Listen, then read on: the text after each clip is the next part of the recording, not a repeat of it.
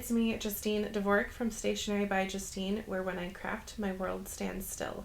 Today I'm going to make a beautiful card with some hot foiling and some stenciling and some toner foiling all in one.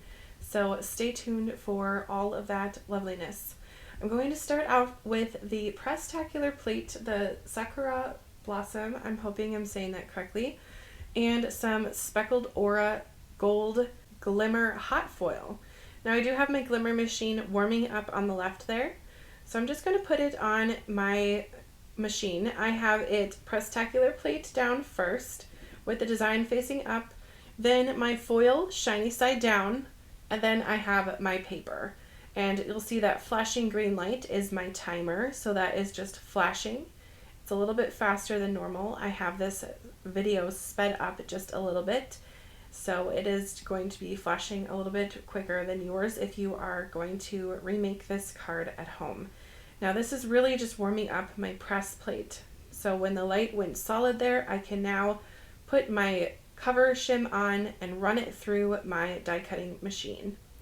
I have that set for my glimmering, so it's all set and ready to go. You can see I have two other blossoms on the top there that I've already, one is pressed with the Better Press and one is glimmered, but it is so beautiful when these are glimmered.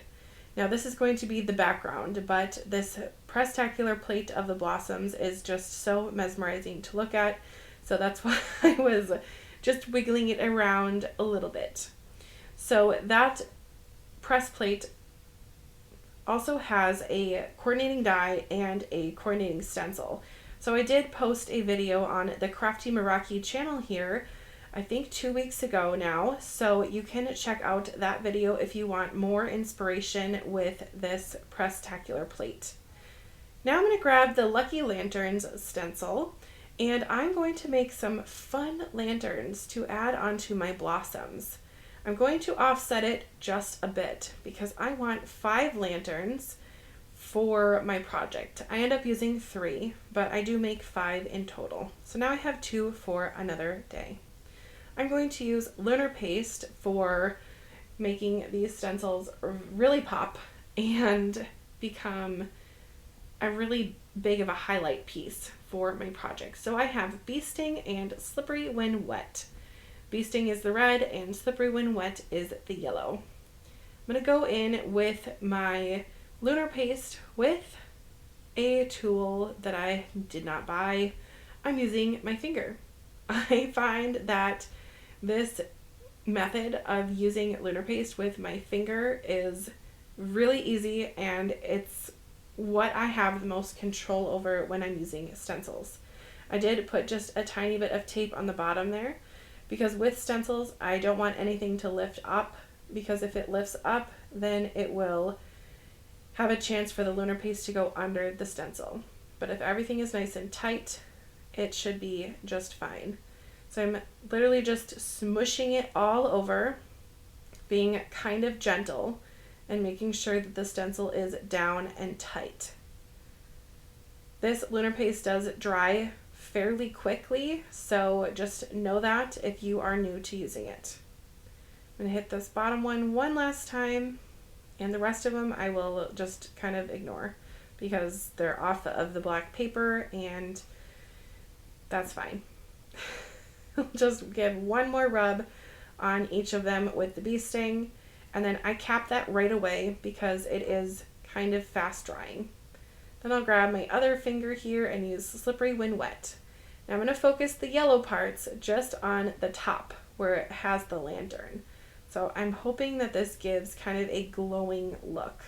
And I know red and yellow are kind of fun lantern colors, and lantern colors that I've noticed in the past. So I'm going to hopefully leave most of the tassels red and have the top part be kind of that goldy orangey yellow color. Some of the color is mixing with the red, and that is just fine. There's that last one. Just give it one last little pounce. And then my favorite part of stenciling is what's coming up next, the peel and reveal. It is just so satisfying. again, closing it up. I've heard some people use a press and seal to cover those up so they don't dry. But look how cool that is. I wish I could have you feel the texture. Now that is wet, so we're not going to touch it yet. I'm going to actually go ahead and clean up my stencil and my fingers before we continue. Just a little water will do. But those lanterns are so cool. I've now fussy cut them out, and I'm going to pop them up with some skinny foam. And this will give them even more of a dimension look for my branch. This is going to be kind of a night scene. And I'm not going to put the foam everywhere. It doesn't need tons and tons of support. It just needs a little lift. Like I said, I'm only using 3 on this project, and now I have 2 extra ones for later. So let's talk about my sentiments here. So there are, well, Crafty Meraki has a really cool way of doing sentiments. There's the Effortless Shimmer paper. Now this paper you can toner foil with, which I'm going to do in just a couple minutes here. But these sentiments, if you don't do toner foiling, you can go ahead and just use them as they are. And they are ready-made sentiments ready to go for you. They're all lined up, so they line up with a die. So you literally just have to cut it out once with one big die, and you have a ton of sentiments.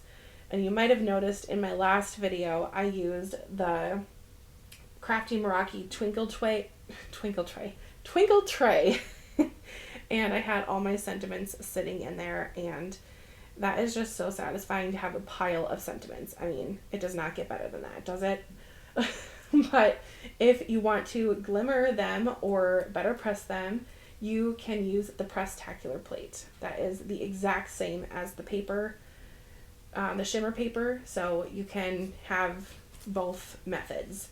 But for today, I'm going to toner foil. So I have my pink mini mink all heating up. I'm going to use red Cheerfoil from Pink and Main. Just cut out a tiny sliver. I don't need much. My sentiments are cute and little. I'm going to just dust them off because it's always important to dusty your items before you foil and your foil. So I'll put them with the gray side facing my black, and the black part is the ink. That is what's going to stick to the foil. So I'm just putting that in a carrier sheet and running it through my pink mink. This is sped up just a teeny bit. I think it's at 1.5 speed, so it does go through rather slowly. It gives a chance for the toner to adhere to the foil.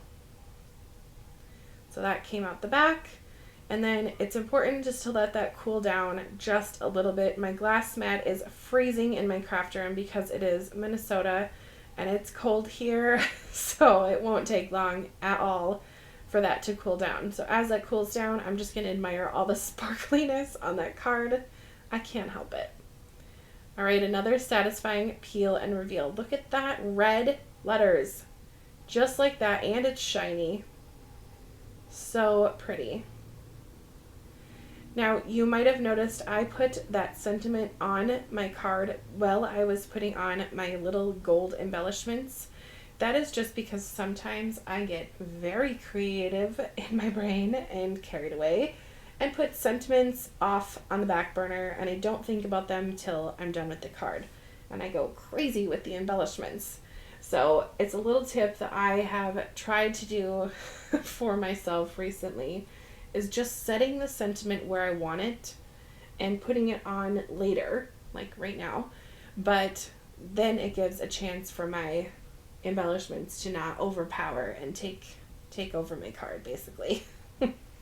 Because if I let it go, I would have embellishments everywhere. The more bling, the better in my book. I'm going to be a little bit fussy with these sentiments, but that is my finished card. So I really hope you enjoyed it. Let me know what you think about it in the comments. If you have any questions, I would love to help you out. So thank you again for watching, and we'll see you next time. Bye, crafty friend.